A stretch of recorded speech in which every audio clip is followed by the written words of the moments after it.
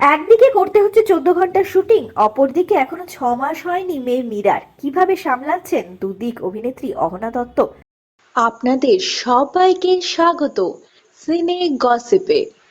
জনপ্রিয় অভিনেত্রী অহনা দত্ত একাধিক ধারাবাহিকে আমরা তাকে দেখেছি নেগেটিভ চরিত্রে অভিনয় করতে। বড় পর্দায় ইতিমধ্যে নজর কেড়েছেন তিনি। তবে এখন অনেকদিন বিরতির পর আবারও ফিরেছেন ধারাবাহিকে অভিনেত্রী অহনা দত্ত। তারে ধরি ধরি মনে করিতে দেখা যাচ্ছে একেবারে নতুন চরিত্রে তাকে। কিভাবে সামলাচ্ছেন একদিকে শুটিং আর একদিকে সংসার, সদ্যজাতকে রেখে আসতে কতটা কষ্ট হচ্ছে তার। অভিনেত্রী জানালেন কিভাবে সামলাচ্ছেন তিনি তার একরত্তি মেয়েকে। 14 ঘন্টা শুটিং এর চাপ। অভিনেত্রী জানালেন এখন যেহেতু তিনি শুটিং নিয়ে ব্যস্ত, তাই স্বামী দীপঙ্কর রায় কাঁধেই এখন মেয়ের দায়িত্ব। অভিনেত্রী সংবাদ মাধ্যমে জানিয়েছেন, আমরা চিকিৎসকের সঙ্গে কথা বলেছিলাম, উনি যেমনটা বলেছিলেন তেমন ভাবেই করছি।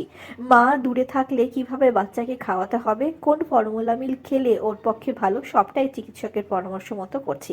বাবা মা দুজনকেই না পেলে মুশকিল, তাই দীপঙ্করকে বলেছি এখন কিছুদিন বাড়িতে থাকতে। সাধারণত একটানা নেতিবাচক চরিত্রেই আমরা দেখেছি অভিনয় করতে অহনাকে।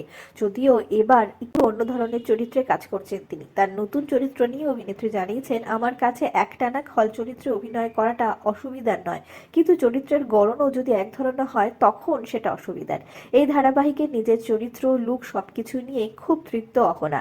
কাজের ফাঁকে মাঝে মাঝে ভিডিও কল করে মেয়ের সঙ্গে দেখা করে নেন অভিনেত্রী অহনা দত্ত। অহনা, মীরা, দীপঙ্করের জন্য রইল অনেক শুভেচ্ছা, অনেক শুভকামনা। আমরা হলাম সিনে গসিপ। জুড়ে থাকুন আমাদের সঙ্গে, সাবস্ক্রাইব করুন আমাদের এই ইউটিউব চ্যানেলটি।